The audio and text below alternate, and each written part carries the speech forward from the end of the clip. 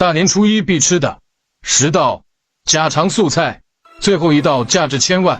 第一道，万万没想到，把鸡蛋液倒进西葫芦里蒸一蒸，出锅就是一道大人小孩无法抗拒的美食，相信很多人都没吃过。首先把西葫芦一刀两断，再把中间的人挖出来备用，接着用勺子把中间刮得比我脸还干净。碗中打入5个单身鸡蛋，加1勺盐，用筷子给它充分打散。